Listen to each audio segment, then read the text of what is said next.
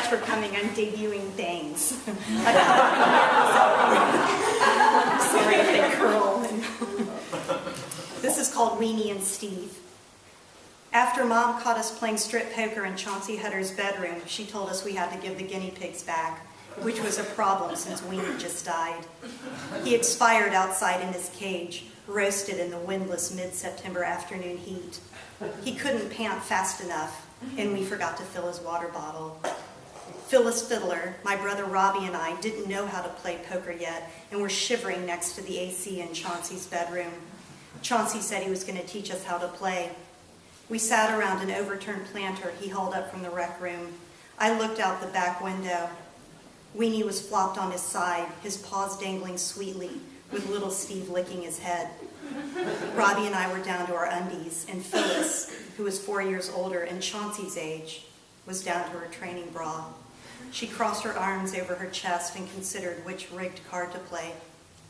"Chauncey, you better not be up there with that fiddler girl," Mrs. Hutter hollered from the kitchen. "I'm not." Phyllis puzzled over her hand and why Chauncey kept dropping kings, 7 in a row from a single deck. She shuffled around in her seat and pulled out the next card with her front teeth. She dropped it and watched it skid to the table. The room was making her bra pointy, and all 3 of us stared at it. Chauncey was working on getting her shorts off, with a royal flush ready in his lap, when his mother pounded up the stairs. Chauncey slammed down his hand. "Put on your clothes or you're losing the chute." A 3-story drop to the laundry room, which Robbie and I were familiar with. We all broke out scrambling for our clothes. Mom, who was over having coffee, moved silently behind Mrs. Hutter, pausing every few steps to worry. Robbie and I ran screaming through the bathroom, which connected Chauncey's room to his sister's. Mrs. Hutter and my mom turned to watch us as we made a full circle around the upstairs, tripping over our bunched cords and into door jambs. Mrs. Hutter rotated her neck back into the bedroom.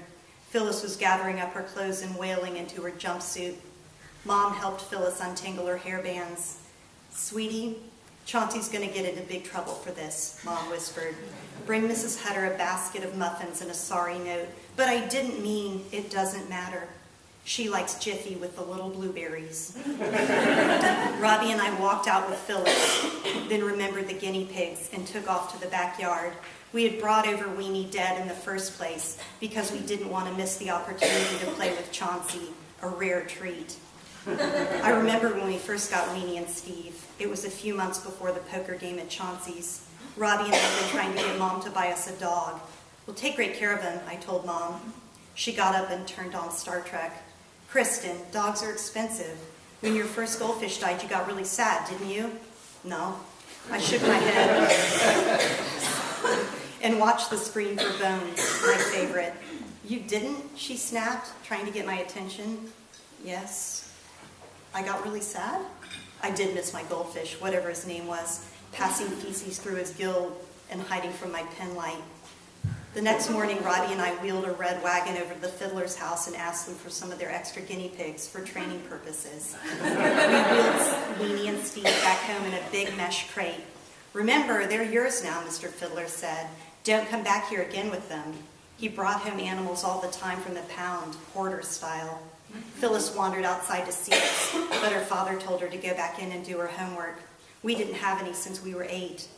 Dad drove up the street on his way home from work. He saw us walking with the guinea pigs in the wagon and looked the other way. Dad never grew up with animals and felt like he needed to be alpha around them, though not necessarily Weenie and Steve, who now lived in the basement. Dad was the different one in the neighborhood, with his spooky microbiology lab, thick black hair, and how he wore long pants to mow. Dad sat quietly on the patio with a glass of Viognier, staring at the azaleas and scribbling in the margins of a grant paper. We pulled Mom outside and presented the extended family.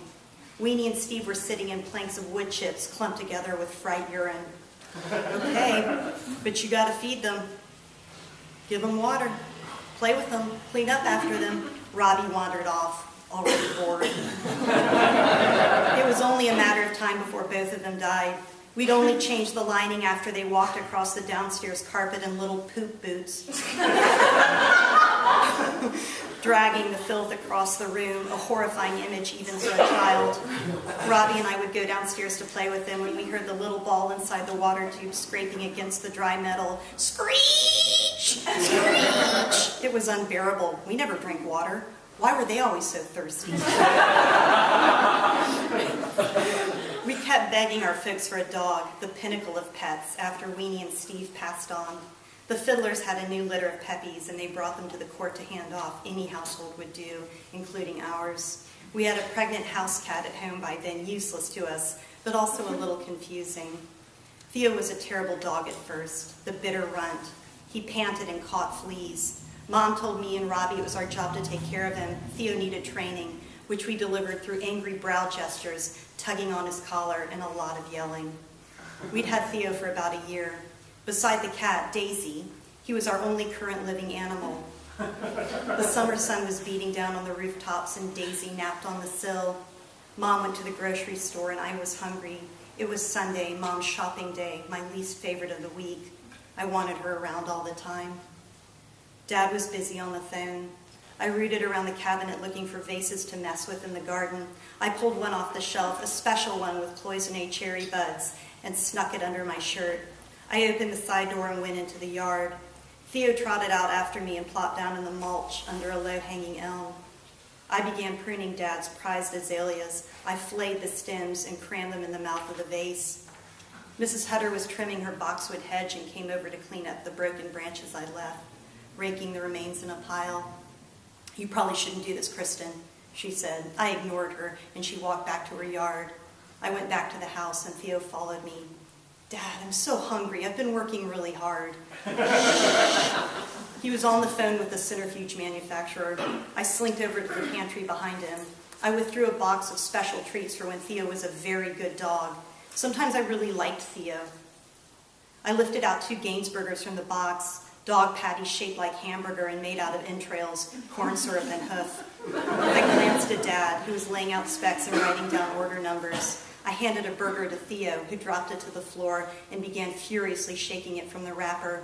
I uncoiled a section from the other one and took a big bite. We were devouring the patties when Dad turned around and snapped his fingers at me. I hid the rest of the Gainsburger behind my back. "Whoa!" He put his finger to his lips to quiet me. I pinched off a chunk and squired it into my mouth, pretending to be wiping my nose. Dad snapped again. Theo finished his and started licking the patty behind my back. "Stop it!" I yelled. I shoved the rest of the burger in my mouth and ran up to my room. I lay on my bed, belly up, for a few minutes, then started moaning. The burger was making its way through my stomach, which was rejecting it. I rushed to the bathroom. This hadn't happened before, but I'd never tried the patties on an empty stomach. A mistake I now realized. Theo heard me and came upstairs to investigate. He began lapping at the toilet. Dad came upstairs with a receiver in his hand. "What in God's name is going on here?" He flushed the toilet. "Please go outside and play while I clean this up." I clutched my tummy and dragged Theo into the yard with me. "Bad dog," I said sternly. He licked my fingers and sat back down in the mulch. We lived in a cul-de-sac around a center oak and called it the court. I walked Theo around it, peeping into the neighbors' houses. I saw Phyllis and waved, but she turned back to her book. The Fiddlers stopped letting Phyllis play with us after the poker game at the Hutters. She began to play with older girls on her street, putting on makeup and running away from Chauncey, who always caught them. It was Dad's turn to take off for the morning. He waved goodbye and drove to work, a little sick of the mayhem. His lab was a comprehensible chaos, a terrific relief. Mom was home with us, grating cinnamon into the batter. She turned to look at me as I walked into the kitchen in my undies. I scratched myself and poked my fingers into the mix for a taste. "Go on up and get some clothes. It's almost time for breakfast." Mom arranged some azaleas on the kitchen table. I padded into the bedroom and pulled some shorts and a t-shirt from the hamper. I yanked pebbles from my pocket and plunked them into the fish tank. One of the rocks floated down to land on a mermaid's tail. The fish had died a year ago. I returned to the kitchen and doused the waffles, forking the slices into my mouth. Robbie was still sleeping. I ate his portion and Mom went to do laundry. I could hear Compton and Temperance, the Hutter twins, bickering outside. German shepherds barked from the Fiddlers' fence line. I went to the basement to see Daisy's new kittens. I pet the downy fur along a small white one we'd named Salt. Daisy dozed on her side while the kittens tussled. I picked up Salt and walked out to the front yard. Compton and Tim saw the blush of white fur and darted over. I put Salt on the ground and we followed him around the grassy court as he took out the weeds. Mom came outside to the stoop. Kids, I'm going to dry my hair now, so I'll be inside for a while. The German shepherd snarled as we followed little Salt into the fiddler's front yard. We scooped up the kitten and returned to the court center, placing him in the mulch. We laughed and jumped between the croquet wickets left out from the day before. The smaller shepherd backed up and leapt into the air, grazing her paws over the fence line. It clanked and startled me. She landed back in the yard. She did a small twist and growled. She edged forward one more time and scrabbled up the chain link, spit dribbling onto cold metal. She hoisted herself over the fence and charged towards the court. We screamed and raced up the center tree. We clung to the low branches while the shepherd circled below it. Little Salt flopped over on his side and pawed at a clover. "Mom!" Temperance screamed. "Get the dog away!" Mrs. Hutter hustled from the laundry line, tripping over a chair left in the yard. She stormed the court, hollering, "Drop it!" as the dog scooped Salt in her mouth. Mrs. Hutter picked up a croquet mallet from a pile and threw it at the shepherd, hitting the dog's ribs. The dog dropped Salt to the ground. She began gnashing the kitten's back legs, disarticulating them before being hit with another mallet. Mrs. Fiddler opened her front door, cradling the phone to her shoulder, and yelled for the dog to come home. The shepherd trotted back to the yard, and Mrs. Fiddler walked inside, getting back to her call. The dog sat by the fence line panting as Mrs. Fiddler shut the door. "Come down from the tree quickly and get inside," Mrs. Hutter said. She scooped up Salt and pinched close his bleeding legs, hurrying us into the house. She wrapped little Salt in a dish towel. "I'm taking him to the vet. It'll be fine," she said, hauling her bag onto her shoulder. "Now go to the Kadners." We slammed the screen behind us and raced up the stairs to the bedroom to tell Mom what happened. She lifted the floral dryer bag off her head and gasped. Theo looked up from his nap. I began to weep, and Mom leaned over to hug me. She looked into our expectant faces. "Go get some cookies." We thundered to the kitchen and ripped open the cookie jar. Robbie got out of bed and came out to the landing. "What's going on?" he asked. "We're having treats, and Salt may die," I said, spittling crumbs on my shirt. Robbie scratched his head and squatted next to me. He picked up a cookie and frowned. The four of us sat on the floor with a pile of oatmeal raisins in the center. Mom got up and tightened her bathrobe. She slipped on her sneakers. "I'm going to have a word with Mrs. Fiddler." "Kill the dog!" we chanted. Mom hushed us. She shut the wheezing screen door behind her and hurried across the street. "Do you think they'll kill the dog?" Compton asked. "Probably," Tim said, gulping down the end of his cookie.